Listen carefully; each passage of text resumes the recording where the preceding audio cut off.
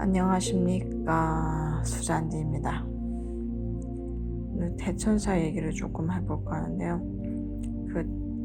채널링 얘기를 제가 많이 했었죠. 요즘엔 안 하는데, 왜냐면 블로그에 뭐 어떤 시대가 아니라 흐름 있죠. 그 당시에 제가 막 이렇게 꽂혀 있었던, 항상 그쪽의 의식을 막 성장하고 어떤 책을 막 읽고 이런 부분을 대부분 썼던 것 같아요. 그래서 이제 채널링은 이제 좀 접은 거죠. 접은 건 아니지만 뭐 이렇게 의미를 둘 필요가 없다는 걸 알았다는 말이 더 맞는 표현 같아요. 근데 항상 보면은 뭐 이런 얘기를 하죠. 그러니까 지나고 나면 다 뭐 때가 있다 뭐 이런 얘기를 하는데, 진짜 아니 내가 그런 상황에 있었을 때 누가 그런 말을 하면 되게 짜증이 나는 거야. 아이씨, 나도 할 수 있어. 뭐 그런 말을 해. 뭐 이런 식으로. 근데 내가 이런 말을 하게 될 줄 몰랐어요. 모든 것은 다 때가 있어요. 미안. 근데 채널링도 마찬가지인 것 같아요. 굳이 물론 그렇게 할 수도 있지. 채널링 한참 제가 그러니까 번역이라고 하긴 뭐하지만 이렇게 참고해가지고 글을 썼던 책을 보면 채널링을 해주는, 이렇게 도와주는 사람들 있죠. 그런 사람이 뭐 나름의 상의자가 됐던, 어떤 영적 가이드, 스피리추얼 가이드가 됐던, 이렇게 연결해주는 사람들을 보면 굉장히 막 명상 상태나 아니면 최대한 에고가 침범하지 않은 상태로 이렇게 의식을 좀 인도하잖아요. 근데 어느 순간인지 모르겠는데 그게 의미가 없어져요. 그러니까 구분이 되거든요. 약간 정신병자 같은 느낌이 들 때가 있는데, 이제 최근에 이제 많이 경험하는 건데, 에고랑 상의자라는 말 자체가 상위자라는 말, 저는 옛날에 상의자라는 말이 누가 다른 어떤 사람인 줄 알았어요. 뭐야, 걔가 무슨 사람이야? 걔가 왜 나랑 무슨 상관인데 자꾸만 사람들이 얘기를 하지? 이렇게 받아들였는데, 그게 아니라 그냥 의식 수준이에요. 의식 수준. 우리가 이런 얘기를 잘 하잖아요. 야, 진짜 차원이 다른 생각이다. 또는 야, 이런 예술 작품, 미술 같은 그림 같은 거나 이런 거 볼 때 많이 보통 얘기하는 것 같아요. 그런 차원이죠, 차원. 그래서 차원이라는 거는 의식의 차원이에요. 그러니까 모든 거를 이렇게, 그러니까 우리가 지금 하는 거, 그러니까 특히 제가 하는 거 의식 상태에 머무르는 거죠. 그러니까 몸이 하고 있는 것들이나 몸에 연결된 뇌가 하는 생각을 구분하는 거.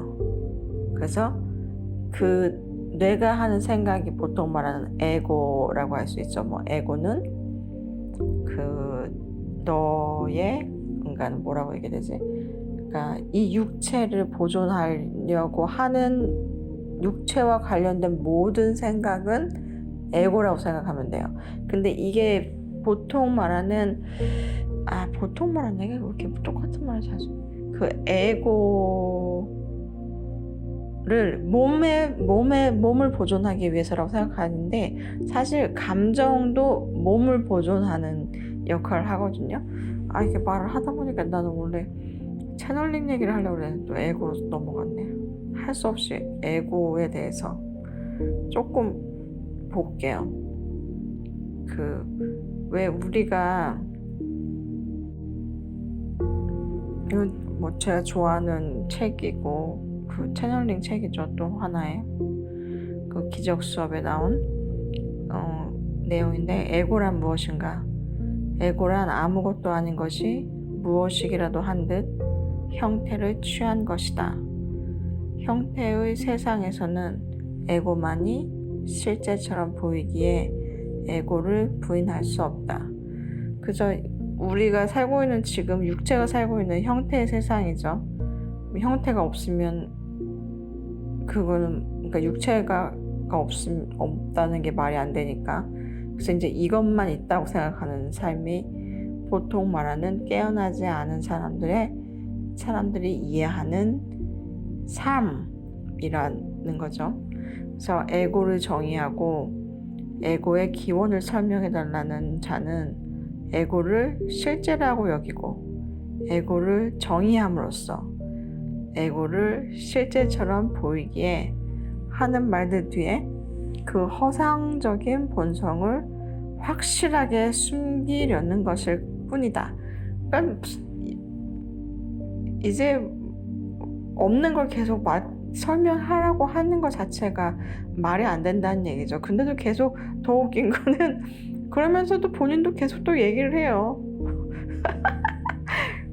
본인이라는 건 여기서 예수 그리스도죠. 예, 우리 그런 사이예요. 나는 우리 브라더이기 때문에. 그러면서도 또 얘기를 해요. 그러니까 본인도 아마 좀 답답했을 거야. 뭔가를 설명하기 위해서 없는 거를 계속 얘기를 또 해야 된다는 거지. 내가 충분히 이해해. 거짓은 어떻게 정의되든 진실이 될 수 없다. 진실을 제대로 숨길 수 있는 거짓도 있을 수 없다. 에고의 비실제성은 말로 부인되는 것이 아니며 에고의 특성이 형태를 지닌 듯이 보인다고 해서 에고의 의미가 분명해지는 것도 아니다. 우리는 에고가 무엇인지 정의할 수 없지만 에고가 아닌 것에 대해서는 말할 수 있다. 나는 에고인 것도 사실은 말할 수 있을 것 같아요. 그리고 에고가 아닌 것은 우리에게 명백히 드러난다. 바로 여기에서 우리는 에고가 무엇인지 추론한다. 그 이해 방법이죠. 모든 그 지식을 이게 그렇다고 해서 정말 절대 지식이야 하고 받아들일 필요는 없어요. 누군가가 그런 얘기를 해서 이해를 했다면 그냥 자기 나름대로 방법을 취해서 그 이해하면 돼요. 그리고 또 그 지식은 또 바뀌어요. 그러니까 변하지 않는 지식은 하나밖에 없어요. 내가 누구냐는 거지. 그것만 알면 그 다음 지식은 에고가 이거였던 것 같았는데 아닐 수도 있고 저거였는데 이거일 수도 있고 뭐 이런 거는 중요한 게 아니에요. 그냥 항상 중요한 거는 나의 본질은 빛과 사랑이다. 빛은 양의 에너지죠. 사랑은 음의 에너지고 그러니까 소위 말하는 영혼이고 이렇게 얘기할 수 있는데 그 얘기는 또 나중에 또 할 수 있겠지만 어쨌든 그것만 변하지 않으면 다른 지식들은 다 변해도 상관없는 것 같아요. 그래서 다시 그냥 에고를 보면 이거는 그냥 그 블로그에 나와 있는 글들은 그냥 읽고 이제 아시면 되는데 그 생존의 본능으로 모든 것을 공격과 방어로 해석하고 보호하는 명목 아래 영국 속의 캐릭터로 살고 싶어하는 것이 에고이다. 그러니까 이 뇌의 생각이에요. 아까 전에도 말했듯이 인생은 영혼의 여행이다 이런 말 많이 들어봤잖아요. 이게 어디서부터 시작된 여행이냐? 그 의식의 1단계, 그러니까 1차원적 의식 수준에서부터 쭉 올라와서 현재의 이제 인간은 그 3차원 또는 3밀도계의 의식 수준에 올라와 있는 건데 이거는 제 얘기가 아니라 로브 원의 그 채널링 책에 나오는 내용이에요. 그래서 그 1밀도계는 움직이지 않는 거죠. 움직이지 않는 상태에 있는 것들, 그러니까 물은 아니고 돌이나 흙 이런 것들이라고 할 수 있어요. 근데 이게 이제 화산이 바닷가에서 터졌어요. 그럼 미생물이 생겼잖아. 그러면 스스로 움직이는 거지. 그래서 그 스스로 움직인다는 것은 그게 이제 이 밀도계의 시작이에요. 그죠? 근데 그러면서 이제 에고가 점점 나오기 시작하는 거죠. 왜? 그 전에는 뭐 돌이나 뭐 흙이나 이 상태에 있는 거죠. 그러니까 약간 어떻게 보면은 빅뱅이 생기면서 이게 모든 게 다 만들어지기 이전 상태인 거죠. 그러다가 이제 물질로 뭐 결합을 하고 이제 원소들이 막 터지고 막 이게 뭐 이런 가스로 있던 것들이 갑자기 뭉쳐지고 뭐 이러면서 뭐 행성이 되고 뭐 어떤 그 돌멩이가 되고 뭐 이랬을 거 아니에요. 근데 그 상태에 있을 때는 그 자신의 생명을 보호해야 될 의무나 그런 생각조차가 없는 거죠. 왜냐면 그냥 딱 봐도 없잖아요. 뭐 없잖아요. 뭐 있을 수도 있겠지만 어쨌든 간에 고통을 느끼지도 않고 생명이 죽고 사는 것도 없고. 왜냐면 흙은 그냥 다시 계속 흙으로 돌아가죠. 흙 자체가 그게 크게 변형이 안 되잖아요. 뭐 그래서 이제 1밀도계인데 이제 스스로 움직이는 거예요. 이제 미생물이 움직이죠. 근데 이것도 사실은 어떻게 정말 그렇게 막 또 파고 들어가면 원자 상태에서도 막 핵이나 핵 주위를 전자가 막 돌잖아요. 그죠? 그럼 그렇게 따지면 그건 움직이냐 아니냐 이렇게 생각할 수도 있어요. 사실은 그거의 답은 너무 또 딴 데로 또 흘러가죠. 근데 특히 얘기하다 보면 계속 딴 데로 흘러가. 무슨 얘기 하려고 했지? 일단 에고. 그래서 몸을 보호하는 거는 하는 모든 생각은 다 에고인데, 그러면 감정도 그러니까 에고인가 뭐 이렇게 할 수 있죠. 근데 그것도 이제 그 진화되는 에고예요. 몸을 생존뿐만이 아니라 생존을 잘하는 거야. 근데 생존을 잘하려고 했더니 이게 나 혼자가 안 되는 거지. 그래서 다른 뭐 사람들하고 같이 협력을 하면 생존이 더 잘 돼. 같이 뭐 사냥하고 그러면 그랬을 거 아니에요, 옛날에. 근데 그러면 그 공동체에서 살아남아야 되는 거야. 그래서 에고가 점점 복잡한 형태로 계속 발달이 되고 있는 거예요, 지금 형태로는. 그래서 이거를 제외한 상태가 진짜 참 나이고, 이 생각, 인간의 육체와 관련된 모든 생각은 다 에고이고 진짜가 아니다는 거죠. 그냥 하나의 경험이니까. 그러니까 깨달음에 대한 얘기를 많이 하는 이제 책이나 이런 걸 보면 항상 하는 말이 에고를 바라봐라. 가끔씩 보면 막 뭐 에고를 죽여라든지 뭐 내려놓으라든지 뭐 여러 가지 이렇게 얘기하는데, 사실 제 생각에도 바라보는 게 이제 가장 맞는 방법인 것 같아요. 근데 나중에는 그냥 웃겨져요. 지금 나중에는 뭐 나중에 저도 또 성장하면은 그 다음 단계가 뭐 어떻게 될지 모르겠지만, 요즘에는 에고가 나오는 게 보면 그냥 웃기다는 생각을 많이 해요. 그냥 계속 말을 해. 머릿속에서 계속 떠들어. 야, 이건 이렇고 이거 저거 되게 자기가 합리적이고 막 어떤 논리성을 가지고 있는 것처럼, 야, 이건 이러니까 이렇고 네가 이러면 안 되지. 야, 인간으로 태어나가지고 야, 사람이 해야 될 게 있지 말이, 뭐 이런 식으로 약간 설득하려는 애가 있고, 또 막 잘했어 막 이런 것도 사실은 다 에고예요. 그러니까 그 별로 일관성이 없어요. 일관성이 전혀 없어요. 예를 하나 들면 뭐 이런 수 있죠. 이제 뭐 남자랑 여자랑 둘이 이제 뭐 어디 뭐 그 이제 술집이나 뭐 카페 어딜 갔어요. 외국 같은 데는 이제 갔는데, 가서 이제 여자친구가 잠깐 화장실 간 사이에 남자애가 저쪽에 되게 예쁘고 섹시한 여자랑 눈이 딱 마주쳤어. 근데 자기가 딱 보니까 여자애가 나를 보면서 살짝 웃는 것 같은 거야.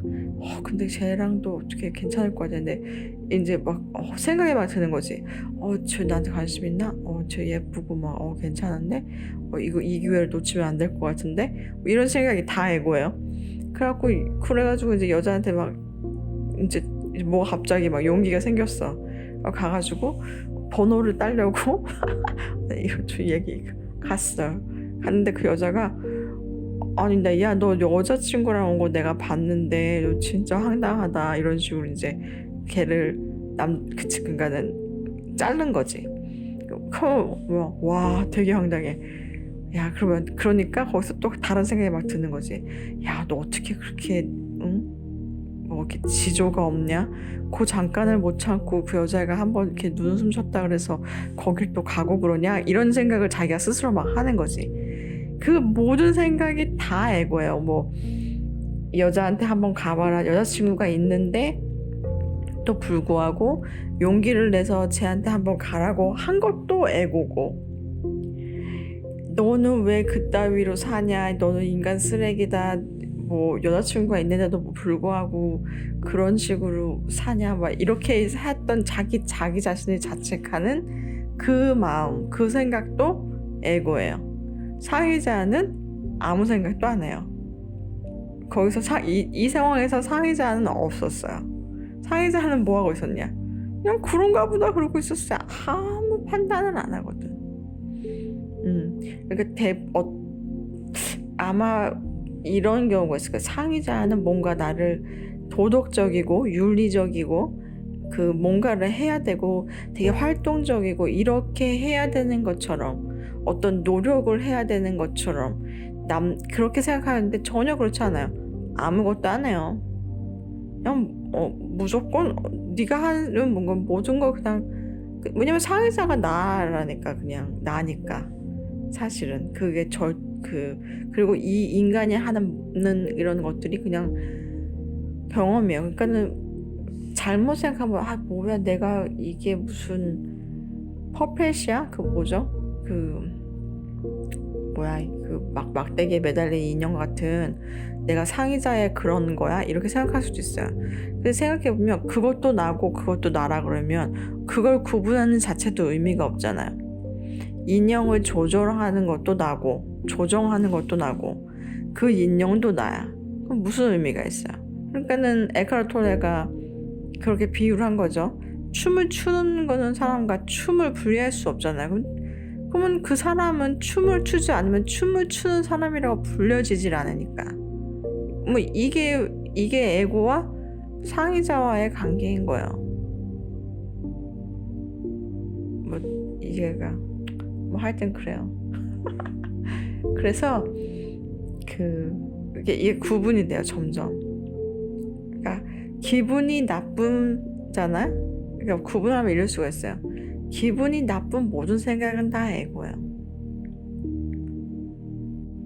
그랬더니 이런 말을, 나 이거 원래 저 약해 이제 마이클 얘기하려고 그랬는데 갑자기 에고 얘기가 나왔어. 할 수 없죠 뭐. 또 하나 예를 들면 이런 거가 있을 수 있지.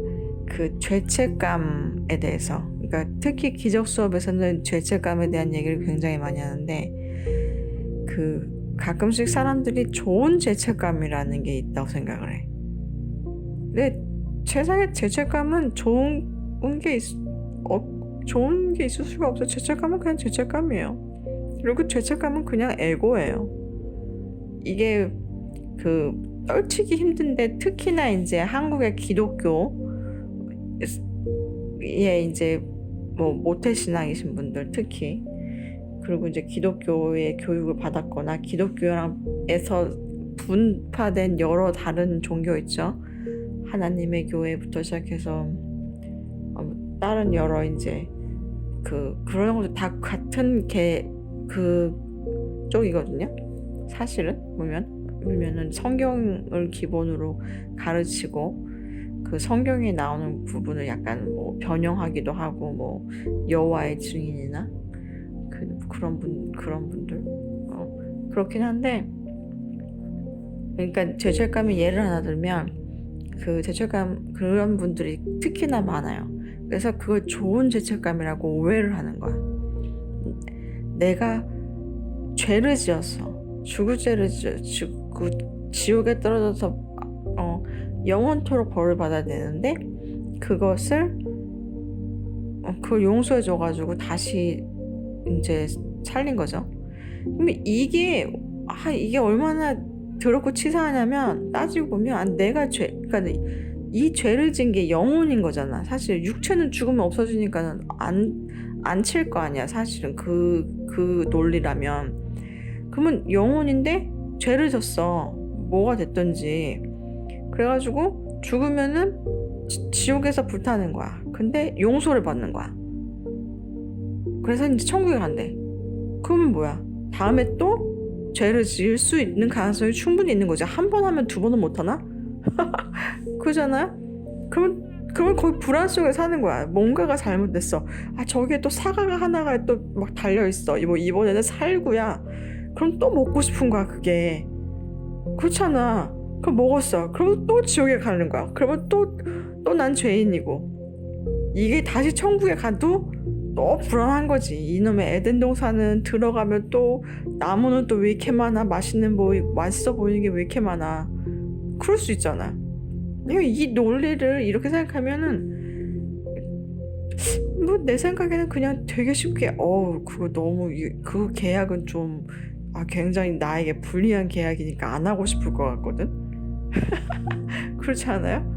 너무 이게 나 어쨌든 그래요. 그냥 상식적으로 생각해도 그러니까 좀 어떤 때는 이게 죄를 지은 게 인간이 지은 거라고 하고 그죠? 그 인간이 지은 죄 때문에 다시 또 용서를 받아야 되고 막 이런 거잖아요.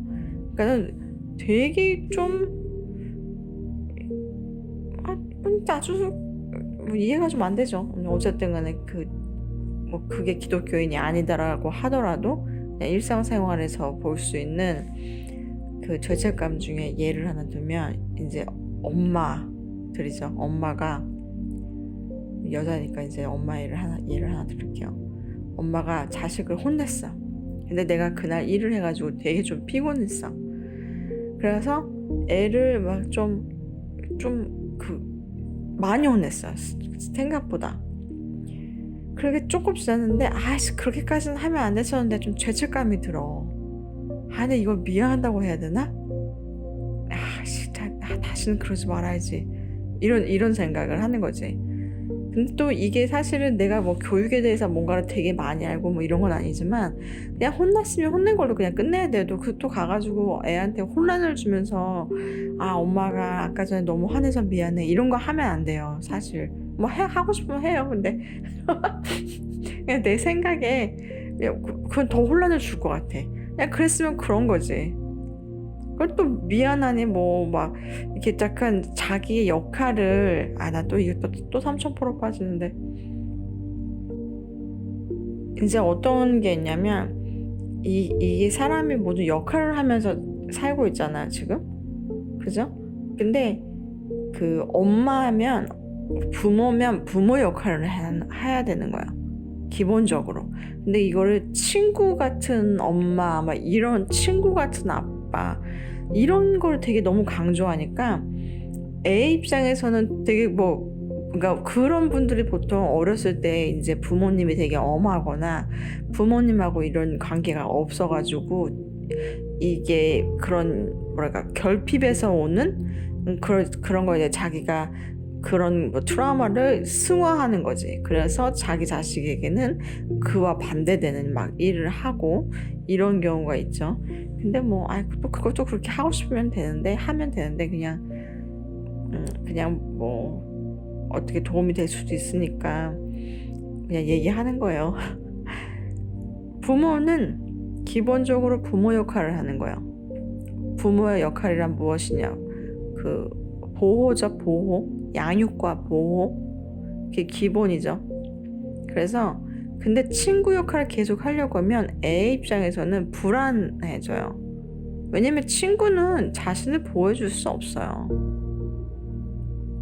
그러면 또 그건 그거고 친구 같으면서 보호를 해주는 거지 이런 식으로 또 생각할 수 있는데 말을 그걸 역할을 잘 그렇게 구분할 수가 없죠. 그러니까 가끔은 할 수 있어요. 그렇죠. 가끔은 물론 이거를 항상 나는 부모 역할을 항상 해 100% 언제나 이건 아니지만 기본적으로 90% 이상, 뭐 80% 이상, 뭐 그냥 뭐 퍼센테이지를 뭐 따지면 좀 그렇지만 부모는 사랑과 교육, 양육, 잘못된 건 잘못됐다고 얘기해주는 그런 거, 이런 식으로 훈육이죠, 한마디로. 그게 기본이 돼야지 애한테 나는 친구 같은 엄마가 될 거야 라면서 친구라는 모습을 계속 가지고 있으면 정작 자신이 보호를 받아야 할 때 할 일이 생길 수도 있잖아요, 살다 보면. 애 입장에서는. 그러면 엄마 아빠한테 갈 수 없을 때가 있어요. 그런 필요가 있잖아요. 친구를 만들면 돼요, 그 아이가. 그죠? 엄마 아빠를 대체할 수 있는 건 없잖아. 그러니까 그냥 그걸 좀 아는 것도 중요한 것 같아요. 그래서 기본적으로 애들을 대할 때 너무 이렇게 막 친구의 모습으로 가려고 대하려고 이렇게 하지 않아도 돼요. 차라리 뭐 이모나 삼촌이나 뭐 이런 뭐 고모나 뭐 이런 형제가 있으면 그 사람들은 오히려 그럴 수 있지. 차라리 근데 애하고 너무 친하게 지내려고 애가 나한테 모든 말을 다 했으면 좋겠다. 안 하는 게 좋은 거예요. 모든 걸 다 친구들끼리 하는 게 좋은 거야. 응? 나이 막 40 먹고 50 먹어서도 옆에서 앉아가지고 뭐 쫑알쫑알 얘기하고 뭐 이러는 거 뭐 좋을 수도 있지 뭐 그것도 또 이런 식으로 얘기하면 이런 팟캐스트를 할 수가 없어. 얘기를 사실은 뭐 그냥 인생은 태어난 대로 사는 거니까. 진짜 의미 없다. 아니 어쨌든 그래서 좋은 보통 말하는 좋은 죄책감이라고 오해하는 것들에 대해서 얘기하는데, 그래서 애를 막 혼냈어요. 다시 결론으로 돌아와서 애를 막 혼냈어. 근데 죄책감이 드는 거야. 우리 사람들이 보통 생각할 때 이게 좋은 죄책감이라 생각해. 나를 다독여서 더 나은 단계로 나갈 수 있는 어떤 그런 뭐 촉매제죠. 이거 한마디로 촉매제일 수 있다고 생각하는 경우가 있어요. 근데 전혀 그렇지 않아요. 다음에 또 내가 힘들게 일했어. 근데 애가 좀 작은 잘못을 했단 말이지. 근데 내가 화를 또 크게 냈어. 근데 작은 잘못을 했어. 근데 화를 내기 전에 내가 저번에 크게 화냈으니까 이번에는 하지 말아야지라는 생각이 그렇게 빨리 치고 나오지 못한다고. 그냥 똑같이 해요. 똑같이 또 화를 내고 또 좀 있다가 또 죄책감이 들고 내가 왜 그랬지 다음에 나 너무 피곤해서 그래. 이놈의 회사 당장 때려치든지 해야지. 뭐 이거 가정생활이 전혀 안 되고 뭐 애한테 도움이 안 되고 있어. 뭐 이런 생각 계속 꼬리에 물고. 다 에고죠. 그럼 이걸 어떻게 해야 되냐? 아니 뭐 좀 더 나아지고 싶은데 그러면 그런 거 다 이렇게 생각을 하나하나 하면서 이렇게 해야 되겠어. 내가 화를 내지 말아야겠어. 나는 왜 화를 냈을까? 얘가 별로 크게 잘못한 것도 아닌데 나는 왜 성질머리가 이 모양이야? 내 환경은 왜 이래? 이런 걸 하기보다 그냥 딱 멈춰야 돼. 멈추고 할 수 있으면 눈 감고 똑바로 자리를 딱 앉고 허리를 펴고 명상을 하면 가장 좋고, 그럴 수 있는 상황이 아니면 그냥 잠깐 멈춰요. 그냥 멈춰서 숨을 들이마시고 내쉬고 좀 몇 번을 하는 거지. 의식적으로 한번 해볼까요? 숨을 들이마시고 천천히 잠깐 멈추고 천천히 코로 내쉬고 이렇게 막 용이 막 뽑는 것처럼 그렇게 내쉬지 마. 나 가끔씩 그런 사람도 있어. 우리 그러지 않도록 해요. 우리 그러니까 우아하게 합시다. 그래서 숨을 들이마시고 천천히 코로 내쉬고, 그러면서 이제 몸에 힘을 쫙 빼줘요. 들이마시면서 배에다가 좀 뭔가를 모은다는 느낌으로 하면 좋고, 또 내쉬고.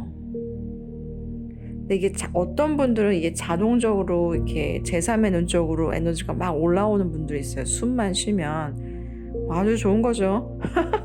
열심히 이렇게 하세요. 그렇게 하면 이게 촉이 엄청 좋아져요. 이게 보통 말하는 촉이에요. 이렇게 뭐 초능력이라고 생각하는 뭔가가 막 알게 되고 막 보이고 들리고 막 이러는 거죠. 다 촉이랑 연결 같은 과거든요. 이게 비슷한 과니까 이렇게 나는 명상만 하면은 막 이렇게 열기가 확 올라와 이런 분들이 있거든요. 그럴 수 있어요. 그리고 뭐 손이 막 손바닥이 뜨거워지고 발바닥이 뜨거워지고 그 전기가 막 오는 것처럼 그러고 그런 것도 있는데 계속 하다 보면 여러 방법이 있으니까 하면 돼요. 하면 되지 뭐. 그리고 이제 뭐 또 30분쯤 됐으니까 이제 끝내야겠다. 하나 그냥 팁을 드리면 그 빈속에 명상하면 더 잘 돼요. 그리고 그런 약간 어떤 이렇게 좀 새로운 능력을 갖고 싶다. 능력까지는 아니어도 난 좀 이런 증거가 필요하다. 내가 정말 빛과 사랑인지 뭔지 모르는 이런 의식인지 뭐 어떤 영혼인지 뭐 이런 뭐가 있는지 뭐 이런 게 좀 궁금하다. 그러면 그렇게 하면 돼요. 뭐 궁금하다고 하면 되지. 난 좀 어떤 능력을 갖고 싶어. 뭐 갖고 싶으면 돼요. 그 숨 쉬는 걸로 또 그냥 바로 알 수 있죠. 그냥 배에다가 숨을 그 꼬리뼈 쪽으로 숨을 모으고 그 모은 숨을 천천히 이게 팍 끌어올려요. 처음에는 이게 짧아지거든요. 그 다음에 머리까지 끌어올린 다음에 머릿속에서 한 번 이렇게 약간 돌린다는 기분으로 하고 내쉬는데 코로 내쉬면서 그 밖으로 빼는 게 아니라 다시 살짝 안으로 들어오는 느낌이죠. 이 에너지가. 그래서 자신의 성기가 있는 쪽으로 해서 다시 들어온다는 느낌으로 내쉬면 돼요. 들이마실 때도 코로 들이마시고 그 꼬리뼈 쪽으로 보내고 이왕이면 그쪽에 엉덩이에 이렇게 힘을 좀 주면서 끌어올리고 내쉬고 이거를 잘 되면 이제 뭐 엄청난 거를 느낄 수 있어요. 나한테는 엄청났어요. 그 판단하는 사람에 따라 전혀 안 엄청나고 이게 뭐야 진짜 하나도 안 좋아 뭐 이럴 수도 있어. 그거는 케바케야. 그러니까 나를 원망하면 하세요. 뭐 한번 할 수도 있지. 나는 반사할 거니까. 오늘도 이렇게 좀 쓰잘데기 없는 얘기만 하다가 끝나는 것 같은 느낌적인 느낌인데 어쨌든 간에 뭐 많이 사랑하세요. 우리는 사랑이니까. 안녕.